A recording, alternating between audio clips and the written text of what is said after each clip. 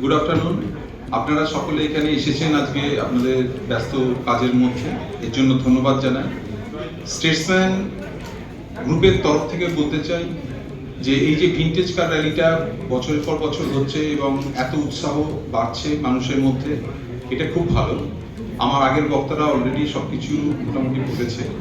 আমি দু চারটে জিনিস মেনশন করতে চাই যে এখন আমাদের এই ভিনটেজ কার র্যালিতে গত 2 বছর ধরে ভিনটেজ কার র্যালি, তার সঙ্গে যে আমাদের কালচারাল প্রোগ্রাম এবং তারকাদের উপস্থিতিটা থাকছে, টোটাল মিলে যে একটা প্যাকেজ তৈরি হচ্ছে, তাতে একটা প্রবল উৎসাহ সৃষ্টি হয়েছে। আমি সবাইকে রিকোয়েস্ট করব, আপনারা আপনাদের মিডিয়ার মাধ্যমে, সেটা নিউজ পেপার হোক বা ভিডিও চ্যানেল বা আপনাদের কপার টিভি চ্যানেল বা ইউটিউব চ্যানেলের মাধ্যমে এই খবরটা ঢুকিয়ে দিন যে আমাদের 11ই জানুয়ারি যে ভিনটেজ কার র্যালি অনুষ্ঠিত হবে সকাল 9:10 ফ্ল্যাগ অফ। সকাল 8টা থেকে 9টার মধ্যে আপনাদের মাঠের মধ্যে আসতে হবে।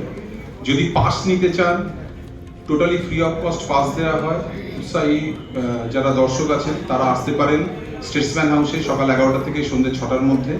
এসে শুক্রবার অবধি দেওয়া হবে, আজ থেকে চালু হয়ে গেছে অলরেডি। সো আজ থেকে শুক্রবার অবধি রোজ পাস দেওয়া হবে বিনামূল্যে। তো প্রত্যেকে এসে পাস কালেক্ট করতে পারবেন এবং আপনারা এই ঐতিহাসিক র্যালির সাক্ষী হতে পারবেন। এছাড়াও আমাদের যে র্যালি রুটটা আছে সেটা নিউজ পেপারে আমাদের ওই দিন সকালবেলা, অর্থাৎ 11 জানুয়ারি সকালে নিউজ পেপারে প্রকাশ করা হয়। আপনারা স্টেটসম্যান বা দৈনিক স্টেটসম্যান সংগ্রহ করে রুটটা দেখে নিলে পরে আপনারা বুঝতেই পারছেন, সকাল 9:10-এ যদি ফ্ল্যাগ অফ হয় তাহলে তারপরে অর্থাৎ 9:15 থেকে মোটামুটি 11:30 12টা অবধি এই রুটের মধ্যে, যদি দক্ষিণ কলকাতা এবং উত্তর কলকাতায় যে রুটটা থাকবে তার মধ্যে কোনো একটা জায়গায় আপনারা থাকলে আপনারা এই র্যালির একটা সাক্ষী হতে পারবেন। পুরনো গাড়িগুলো আপনারা দেখতে পাবেন। আশা করা হচ্ছে প্রায় 100 ফোর হুইলার থাকবে এবং গোটা 50 আপনার টু হুইলার থাকবে। এবং এইগুলো আজকের নয়, কোনো কোনো গাড়ির বয়স 100 বছরেরও ওপর। তো সুতরাং সেই গাড়িগুলো যে এখনো চলছে, এটা একটা ঐতিহাসিক জিনিস, পুরনোকে এখনো স্মরণ করে রাখা।